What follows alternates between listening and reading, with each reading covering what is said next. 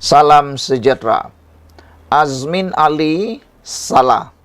Dia perlu minta maaf. Itu kata sidang Dewan Selangor. Dakwaan Azmin Ali salah dan dia perlu minta maaf. Sebelum kita teruskan ulasan ini, mohon kiranya Anda tinggalkan komen Anda berkaitan dengan Azmin Ali. Boleh kata netizen kata macam ni, Azmin Ali bernasib baik karena walaupun baru setahun jagung bersama dengan Parti Bersatu, beliau kini mula diberikan jawatan. Baru masuk Parti Bersatu dulu sudah diberi jawatan. Sekarang pula baru juga menjadi ahli Bersatu, sudah mula dicadangkan dengan jawatan-jawatan tinggi dalam Parti Bersatu. Yang menariknya dicadangkan sendiri kaedahnya oleh Muhyiddin Yassin. Muhyiddin Yassin kata itu formula. Jadi ya baguslah kan. Azmin Ali bernasib baik, dapat parti yang berkompromi, baik hati bagi dia jawatan. Tapi ada netizen kata silap-silap hari bulan tindakan memberikan jawatan kepada Azmin Ali mungkin boleh memudaratkan Parti Bersatu. Karena Azmin Ali kata mereka ada sejarah. Sejarah apa? Dia keluar Parti PKR. Antara sebabnya menurut netizen, karena Azmin Ali mungkin pada waktu itu sudah berimpian mahu menjadi lebih besar. Menjadi Perdana Menteri atau mau menjadi Presiden Parti PKR. Tapi oleh kerana tak sabar, nak cantas mungkin kepimpinan Anwar Ibrahim, maka dia pun keluarlah daripada PKR. Jadilah pembangkang melalui langkah Sheraton. Selain itu, kalaulah Hisham Jalil pun masuk Parti Bersatu, anda tidak tahulah apa akan jadi dengan Parti Bersatu. Semua yang ada dalam Parti Bersatu akan berhimpunlah. Geng-geng lawan bos. Kalau KJ pun masuk Parti Bersatu, kalau tiba-tiba pun Hishamuddin Tun Hussein masuk Parti Bersatu, siapa lagi ya? Akmal Saleh pun tiba-tiba masuk Parti Bersatu.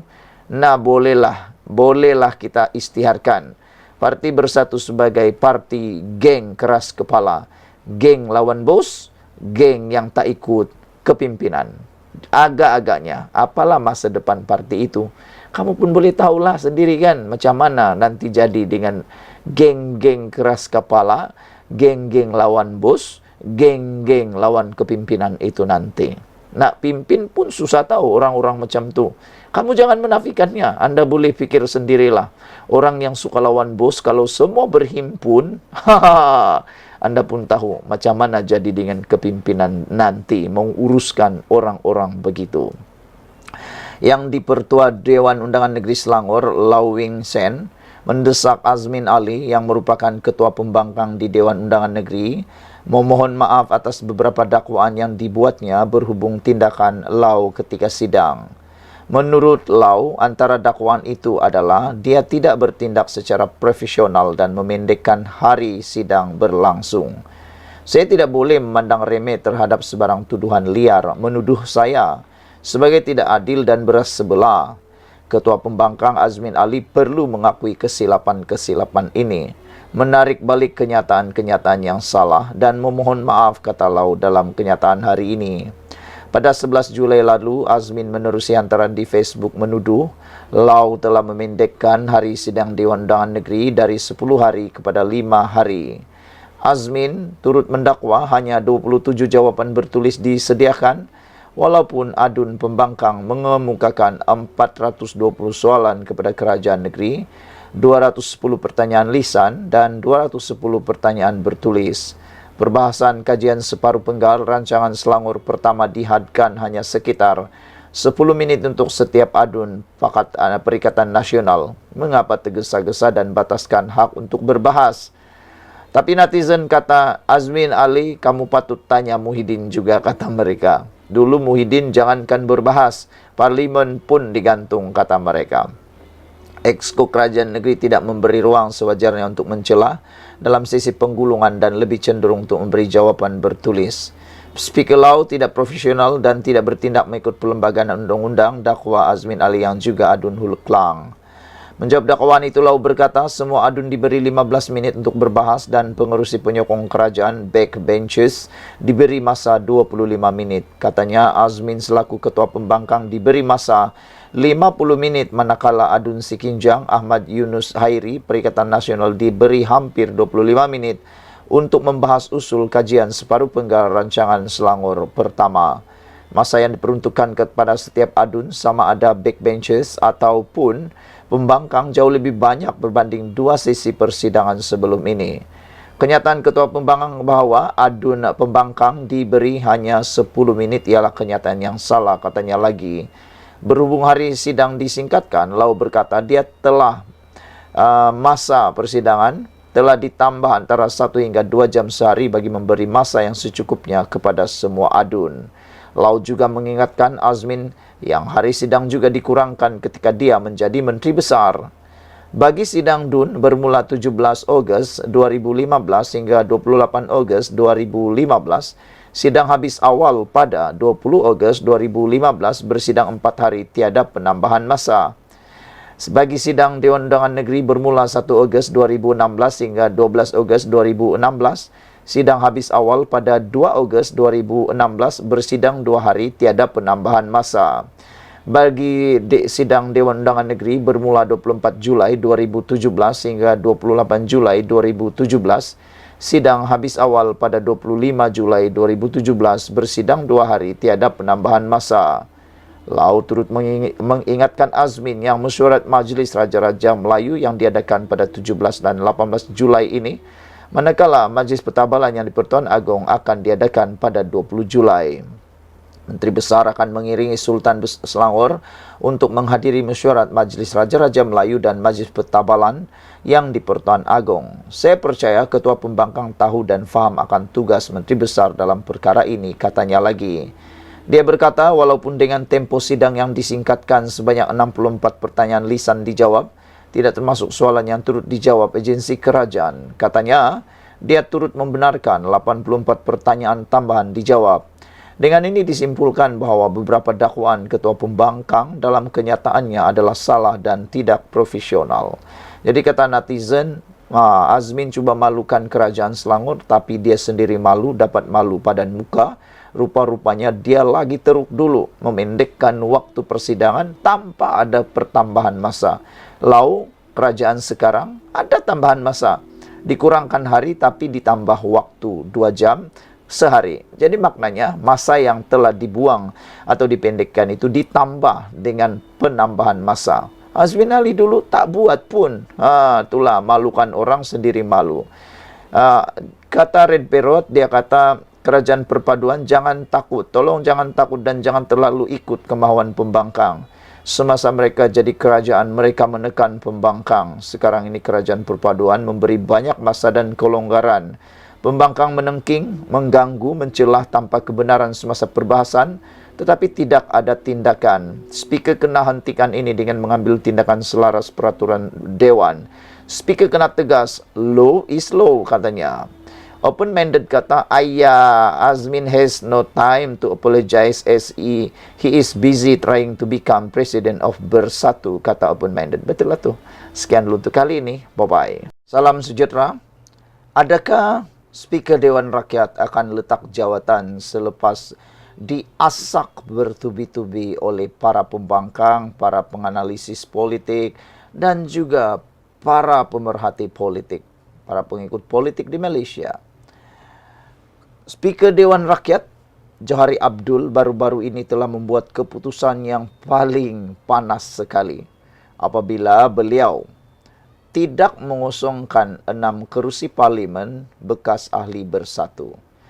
Ini kerana antara sebab yang dinyatakan oleh Johari Abdul, katanya perlembagaan Parti Bersatu bertentangan dengan perlembagaan persekutuan. Saudara-saudara sekalian, ada orang kata, ada yang mendesak supaya Johari Abdul tetap jangan buat U-turn. Kebanyakan ya, 80% netizen, khususnya para penyokong kerajaan Pakatan Harapan, mengatakan supaya Johari Abdul jangan dipengaruhi oleh sesiapapun. Kerana anda ialah pemutus yang sebenar. dan dia tidak boleh dicampur adukan dengan mahkamah, kata mereka. Dan ada juga kata, tentulah keputusan akan memihak kepada kerajaan. Bagaimana kalau Perikatan Nasional pula yang ada Speaker Dewan Rakyat mereka? Mereka pasti juga akan membuat keputusan yang sama, kata netizen. Jangan pura-pura tak tahu pula, kata mereka. Ada juga yang mendesak supaya Johari Abdul letak jawatan atau ditukar.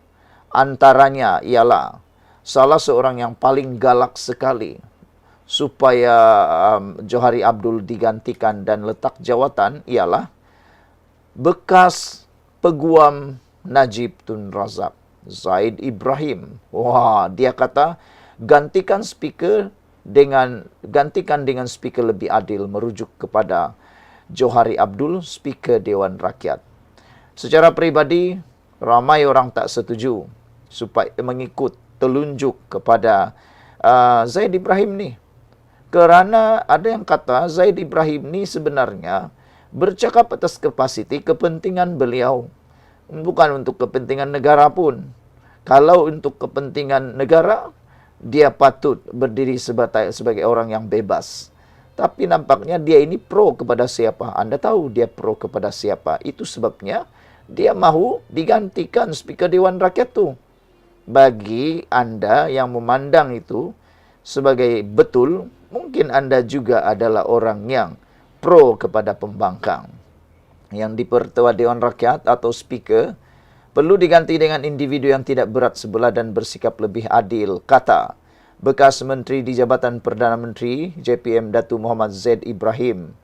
Tiada undang-undang atau peraturan mampu menggantikan etika dan tingkah laku kerana fungsi institusi kerajaan termasuk parlimen hanya boleh berlaku apabila mempunyai penjawat awam yang jujur dalam menjalankan tanggungjawab, katanya. Jadi makna katanya ini ialah adakah beliau menuduh Speaker Dewan Rakyat yang ada sekarang itu tidak bertanggungjawab dan tidak jujur? Siapa yang dia maksudkan jujur? Nak tanyalah, kalaulah dia ini, Zaid Ibrahim ni jadi Speaker Dewan Rakyat, agak-agaknya nanti apa keputusan dia? Kalaulah Zaid Ibrahim ini menggantikan Johari Abdul ketika memutuskan kes berkait 6 ahli parlimen itu, dan dia pula adalah ahli ataupun daripada kerajaan yang ada sekarang. Agak-agak apa keputusan Zaid Ibrahim? Kamu jawablah sendiri. Anda pasti tahu jawapannya. Mesti sama punyalah, kan? Sekarang ni dia pro kepada Perikatan Nasional. Itu sebab dia cakap tak adil. Saudara, Timbalan Presiden UMNO menurut beliau, menurut Zaid Ibrahim, Timbalan Presiden UMNO Datuk Seri Muhammad Hassan dan Naib Presidennya Datuk Seri Johari Abdul Ghani sudah bersuara mengenai cara Speaker Tan Sri Johari mengendalikan Akta Anti Lompat Parti. Kedua-dua mengulas secara kritis dan sopan untuk tidak mengecewakan pemimpin atas. Muhammad cadang kaji semula Akta Anti Lompat Parti dan pilihan raya semula atau recall election ia alternatif baik, tetapi kita tak mampu, katanya. Begitulah cara yang betul Zaid Ibrahim. Kaji semula Akta Anti Lompat Parti itu. Kaji semula.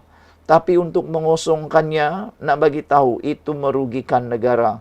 Berapa juta duit rakyat hilang. Berapa juta duit rakyat yang sepatutnya untuk pembangunan digunakan untuk pilihan raya yang bobrok itu. Kamu juga orang-orang politik yang buatkan. Johari pula meminta kerajaan perkasa akta ini bagi mengelak kelompangan, masalah teknikal atau kekurangan dalam peruntungan sedia ada, katanya. Lompat parti boleh menakutkan pelabur. Betul lah tu. Nak tanya siapa yang sebenarnya suka lompat parti itu? Siapa yang memulakan langkah Sheraton? Itu Zaid Ibrahim. Karena tanyalah siapa orang-orang itu. Jika UMNO merasa yakin dengan isu ini, kerajaan Madani tiada pilihan lain kecuali membenarkan Parlimen memilih Speaker Dewan Rakyat yang baru, katanya menerusi hantaran di X pada Ahad. Sebelum ini, Muhammad ketika sidang akhbar selepas perasmian mesyuarat, katanya memaklumkan andai recall election dilaksanakan, kuasa pemilihan diberikan semula kepada rakyat bagi mengekang tindakan lompat parti wakil rakyat. Sekian untuk kali ini. Jangan lupa tinggalkan komen anda, tekan butang subscribe. Kita jumpa lagi. Bye-bye. Salam sejahtera. Terima kasih kerana bersama dengan saya di Nazilin Unity Channel. Saudara-saudara sekalian, pendedahan kali ini memang paling menarik. apabila Lim Guan Eng mendedahkan satu lagi perkara yang telah dilakukan semasa zaman Muhyiddin.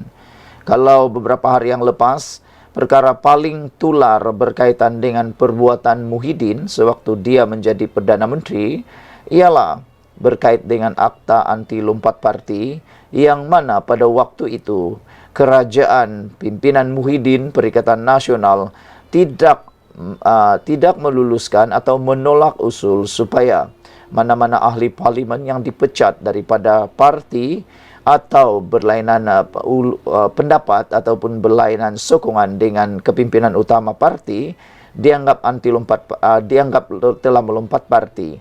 Bersatu pada waktu itu menolak usul tersebut, dan kini mereka terkena dengan perangkap sendiri. Disebut sebagai perangkap kerana netizen kata pada waktu itu Muhyiddin tidak menyokong akta anti lompat parti yang dipecat itu sebagai lompat parti, atau yang menyokong berlainan dengan kepimpinan sebagai lompat parti, kerana pada waktu itu kata netizen ataupun kata pemerhati politik, kata mereka, pada waktu itu kata mereka Muhyiddin mungkin mengharapkan sokongan SD daripada ahli-ahli parlimen, terutamanya daripada UMNO. Jadi itu sebabnya dia tidak menyokong usul akta lompat parti bagi yang terpecat. Tapi rupa-rupanya tidak juga berhasil kerana tak cukup jumlah. Yang lebih teruk lagi ialah semua parti yang ada di Malaysia telah menggubal peraturan perlembagaan mereka sehingga tidak akan berlaku perkara yang berlaku kepada Parti Bersatu. Hanya Parti Bersatu yang tidak membuat pindaan lebih awal. Mereka hanya buat pindaan perlembagaan parti mereka selepas mereka terkena oleh 6 ahli parlimen mereka yang berpaling tada. Kali ini, satu lagi pendedahan yang berlaku pada zaman Muhyiddin, iaitu pengecualian cukai Yayasan Al-Bukhari dibatal pada zaman Muhyiddin. Wah, rupa-rupanya kalau selama ini anda pernah dengar tentang kononnya pengecualian cukai Yayasan Al-Bukhari kerana kekejaman Anwar Ibrahim, kanmu silap. Rupa-rupanya kata Lim Guan Eng, ia sudah dibatal pada zaman Muhyiddin. Lim Guan Eng pada perbicaraan kes saman fitnah berhujah pembatalan status pengecualian cukai Yayasan Al-Bukhari telah dilakukan semasa pentadbiran Perdana Menteri ketika itu, iaitu Muhyiddin Yassin. Lim Guan Eng juga menolak dakwaan Muhyiddin bahawa pembatalan itu dilakukan semasa dia menjadi Menteri Kewangan di bawah pentadbiran Dr. Mahathir Mohamad pada tahun 2018. Planatif, Lim membuat bantahan itu dalam kenyataan pembukaannya untuk perbicaraan mahkamah hari ini ke atas saman fitnahnya terhadap defendant Muhyiddin Yassin. Lim menerajui Kementerian Kewangan dari Mei 2018 hingga Februari tahun 2020. Selepas Mahathir meletak jawatan sebagai Perdana Menteri, Muhyiddin menerajui Kerajaan Perikatan Nasional dari Mac 2020 hingga Ogos 2021. Dalam kenyataan pembukaan perbicaraan hari ini, hari pertama di Mahkamah Tinggi Kuala Lumpur, Lim Guan Eng mendakwa surat bertarikh 5 Februari 2021 daripada ahli perniagaan Syed Mokhtar Al-Bukhari kepada Muhyiddin menunjukkan pembatalan itu berlaku semasa pentadbiran defendant. Pelanati menegaskan bahawa surat pengerusi yayasan berkenaan menyebut bahawa Lembaga Hasil Dalam Negeri LHDN baru-baru ini membuat keputusan untuk tidak mengiktiraf kelulusan Kementerian Kewangan. Surat ini akan menunjukkan gambaran yang jelas bahawa isu pembatalan pengecualian cukai kepada Yayasan Al-Bukhari dibuat ketika defendant sendiri menjadi Perdana Menteri. Perkataan yang digunakan oleh Syed Mokhtar adalah padat dan tepat, iaitu baru-baru ini. Baru-baru ini hanya boleh bermakna baru-baru ini dan berdasarkan surat bertarikh 5 Februari tahun 2021, ia hanya boleh bermakna pembatalan itu berlaku ketika defendant menjadi Perdana Menteri, kata Lim Guan Eng. Ahli Parlimen Bagan itu berhujah surat berkenaan tidak pun menyatakan dirinya atau pentadbiran PH sebelum ini sebagai bertanggungjawab terhadap pembatalan status pengecualian cukai. Lim berkata ini walaupun Perdana Menteri Anwar Ibrahim di Parlimen pada 21 Mac tahun lepas menafikan dakwaan itu. Memandangkan defendant tahu atau sepatutnya mengetahui kandungan surat yang dikeluarkan oleh Syed Mokhtar kepada defendant. Satu-satunya penjelasan mengapa defendant terus mengeluarkan kenyataan fitnah secara terang-terangan dengan menyerang planatif adalah kerana survival politik defendant hujah Lim. Planatif dijangka di soal balas di mahkamah kemudian oleh pasukan peguam Muhyiddin. Prosiding di hadapan Pesuruhjaya Kehakiman Roz Mawar Rozian disambung petang ini. Pada 27 Mac tahun lalu, Lim memfile writ saman terhadap Muhyiddin. Sekian untuk kali ini, ikuti terus ulasan. Salam sejahtera, terima kasih karena bersama dengan saya di Nazilin Unity Channel. Ada orang kata, satu lagi ahli parlimen hilang sementara di Dewan Rakyat. Ini apabila tindakan ahli parlimen Pendang yang menuduh Raya sebagai anti-Islam telah mendapat padah. Beliau telah pun digantung serta-merta daripada hadir Dewan Rakyat selama 3 hari. Netizen ada yang marah, ada yang gembira. Bagi yang marah, kata mereka, 3 hari tidak digantung itu dapat gaji ke tidak? Dapat allowance ke tidak? Kalau dapat allowance itu rugi, kata mereka. Dapat gaji sepatutnya dipotong 3 hari. Kiralah, bahagilah gaji itu, bahagi dengan 30 hari, dapatlah gaji harian. Gaji harian yang tak hadir digantung itu patut dipotong, kata mereka. Kerana dia tak hadir bukan kena sakit, tapi kerana tindakan menuduh rakan seperjuangan dalam ahli parlimen dalam Dewan Rakyat sebagai anti-Islam. Tiada bukti, tiada kenyataan dan perkara itu memang sensitif. Hari ini, padah menggunakan perkataan anti-Islam terhadap seorang anggota Dewan Rakyat daripada parti kerajaan, Datuk Awang Hashim dari PN Pendang, hari ini diarahkan meninggalkan Dewan Rakyat serta-merta.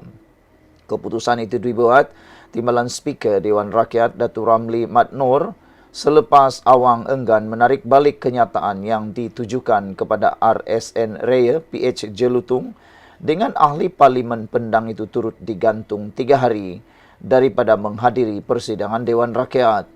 Ada netizen kata, kenapa gantung 3 hari saja? Kerana ahli parlimen Pendang ini sudah banyak kali, kata netizen, mengganggu perbahasan, suka mencela, suka mengganggu perbahasan sehingga perbahasan menjadi tidak bermakna lagi. Kerana hanya membuang masa, kelihatan seakan-akan Dewan Rakyat jadi zoo pula, kata netizen. Oleh sebab itulah, mereka mahu supaya kenapa alang-alang 3 hari bagi terus 3 tahun, kata mereka. Mereka mahu supaya ahli parlimen Pendang yang sering kali mengganggu perbahasan itu digantung 3 tahun bukan 3 hari. Tapi harus diingat, dalam Dewan Rakyat ada peraturannya. Tak boleh ikut sesuka hati, tak boleh tuduh orang sesuka hati, tak boleh juga gantung sesuka hati. Terdahulu, perkataan anti-Islam itu mencetus situasi kecoh selepas Raya bersama beberapa ahli parlimen DAP bangkit mendesak Awang menarik semula kenyataan dengan menyifatkan tuduhan dibuat itu sebagai amat serius. Ramli bagaimanapun meminta semua wakil rakyat berhenti menuduh antara satu sama lain sambil mengingatkan ia menjadi tontonan di luar sebelum mengarahkan Awang menarik semula tuduhan terbabit. Pendang hendak tarik balik atau tidak kenyataan berkait anti-Islam. Berikutan Pendang bertegas enggan menarik balik, dengan sedemikian bentera 3 hari keluar, katanya. Kenyataan anti-Islam ditujukan Awang selepas Raya mencela dan membangkitkan peraturan 36 dalam kurungan 4 atas kesalahan dilakukan ahli Dewan Rakyat yang menggunakan bahasa kurang sopan serta sangkaan jahat. Ia susulan tindakan ahli parlimen pembangkang yang mengeluarkan kenyataan menghina Speaker Dewan Rakyat Tan Sri Johari Abdul minggu lalu dengan menggunakan istilah postman Selain julukan 6 Jahanam yang merujuk kepada 6 bekas wakil rakyat bersatu yang menyokong Perdana Menteri Datuk Seri Anwar Ibrahim minggu lalu. Pendang merujuk 6 ahli parlimen yang mengisytiharkan sokongan kepada Perdana Menteri Anwar Ibrahim dengan menggunakan perkataan 6 Jahanam. Ketika itu saya tegur kerana beliau wakil PAS dan beragama Islam, maka tidak teratur dan tidak baik untuk beliau merujuk 6 orang itu sebagai 6 Jahanam, kata Raya. Raya memaklumkan Ketua Pembangkang Datuk Seri Hamzah Zainuddin juga mengeluarkan kenyataan menghina Dewan dengan meminta timbalan speaker supaya bertindak secara tidak berkepentingan. Katanya beliau turut mempersoalkan tindakan mereka yang menghina majlis apabila membuat kenyataan terbabit dan terus keluar daripada Dewan. Hari ini mereka muncul, mereka pakai satu lilatan putih. Entah apa perlunya, tetapi bolehkah mereka menghina majlis, keluar kenyataan dan terus keluar Dewan, katanya. Ramli kemudian meminta Raya mengusulkan perkara itu kepada Dewan sebelum ia diputuskan oleh Speaker Dewan Rakyat.